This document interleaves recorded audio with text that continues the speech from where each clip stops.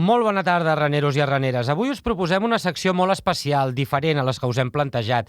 Fins ara ens hem dedicat a surcar els oceans darrere les múltiples corrents culturals que han anat definint els gèneres musicals i la tradició de desenes de pobles.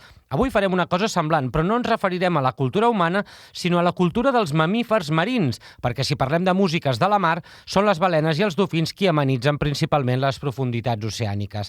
Avui, doncs, us proposem un viatge per descobrir el cant de diferents espècies de cetacis, de les impressionants balenes blaves fins als juganers dofins. Explorarem les seves característiques úniques. Preparats per un viatge fascinant?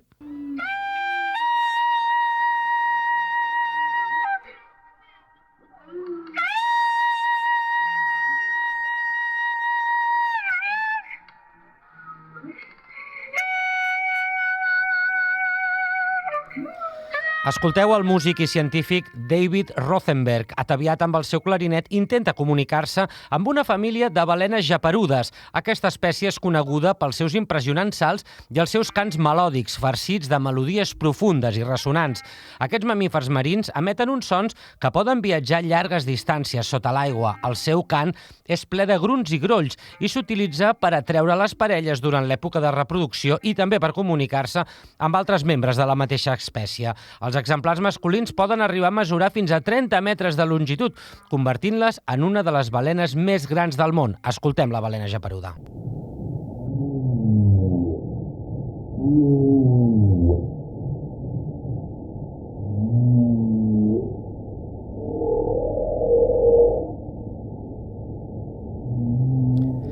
Després hi tenim el rorqual. Aquestes criatures són famoses pels seus cants vibrants i complexos. El rorqual és àgil, pot arribar a nedar a velocitats sorprenents, fins a 50 km per hora. Les seves mandíbules, plenes de plecs a la gola, creen sons únics que ressonen pels mars. Parlem d'un dels cants més poderosos dels oceans.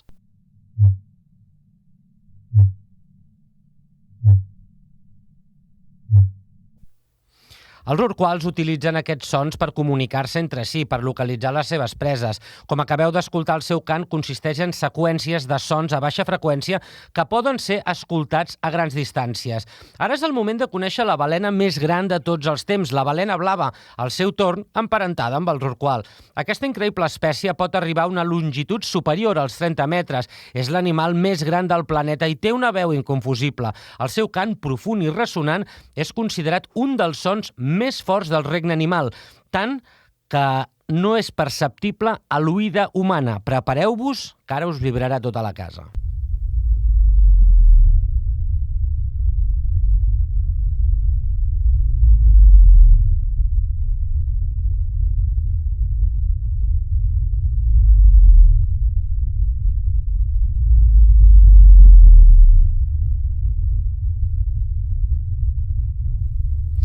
Costa d'escoltar aquesta freqüència tan baixa de la balena blava. El seu cant és suau i melòdic, amb notes agudes i seqüències complexes. Aquests cants poden ser escoltats a centenars de quilòmetres de distància.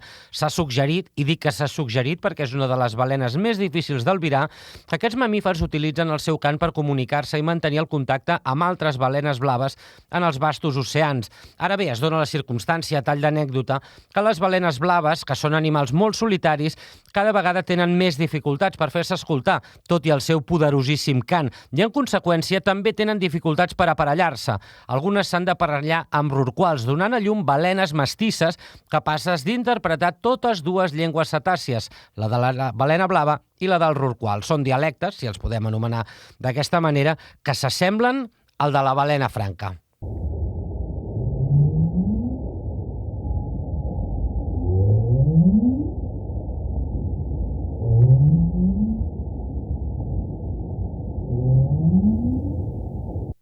Canviem ara de registre amb una espècie més juganera i enèrgica, els dofins. Els dofins són coneguts pels seus xiscles i xiulets que utilitzen per comunicar-se entre si i capturar els seus aliments. Una de les espècies més famoses és el dofí comú. Aquest dofí és àgil, intel·ligent i el seu cant alegre és un símbol de l'oceà vibrant.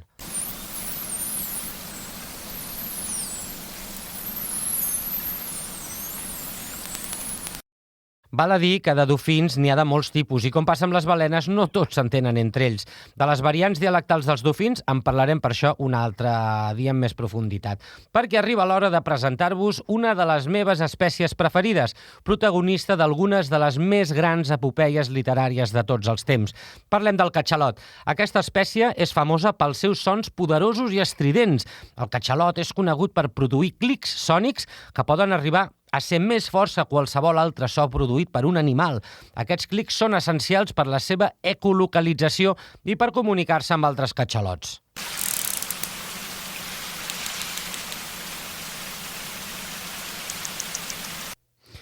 Els catxalots són les balenes que poden descendir a una major profunditat. Fins a 1.000 metres poden submergir-se per caçar el seu aliment preferit, el calamar gegant. Quan ho fan, els seus clics augmenten d'intensitat i amb un de sol clic pentinen el fons marí amb una mena de sonar natural integrat que fins i tot pot destrossar el timpà humà amb un sol clic. I si parlem de balenes carnívores, no podem oblidar l'orca, també coneguda com la balena assassina. L'orca és famosa per la seva intel·ligència excepcional i la seva complexíssima comunicació i vida social. Els seus membres poden emetre un ampli ventall de sons, incloent xiulets, clics i fins i tot poden imitar altres animals marins. Aquesta espècie també és famosa per la seva coordinació en la cacera i les seves exhibicions acrobàtiques.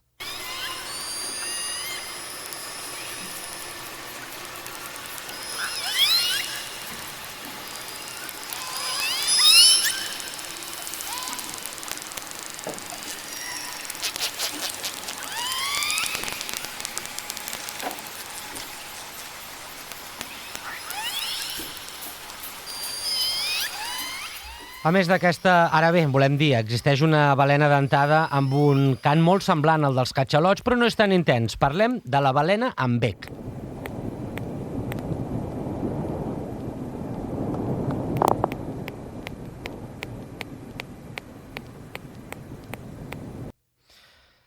Hem esmentat algunes de les balenes més conegudes, però es dona la circumstància que hi ha altres cetacis que mereixen ser esmentats, ni que sigui breument.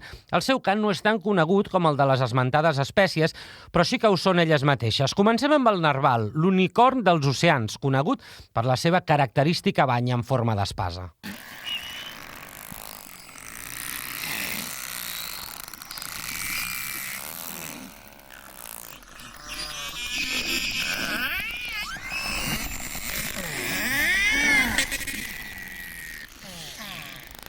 Arriba l'hora d'escoltar el cant de la beluga, coneguda per la seva harmonia, la seva melodia i el seu color blanc distintiu.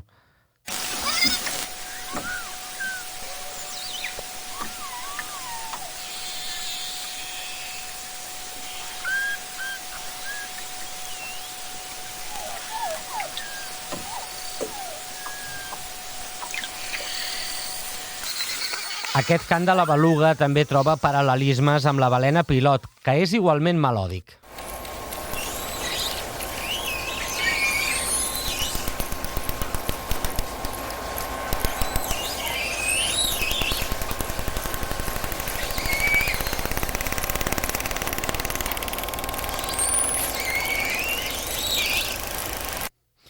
I així arribem al final d'aquest repàs lingüístic de les balenes més destacades. Esperem que aquest petit tast de la música submarina dels cetacis us hagi fascinat tant com a nosaltres. I si us ha inspirat a explorar més sobre aquestes meravelloses criatures, doncs encara millor. I si no us heu avorrit, aquí us ho prometem, d'aquí a uns dies també us parlarem dels dialectes dels dofins.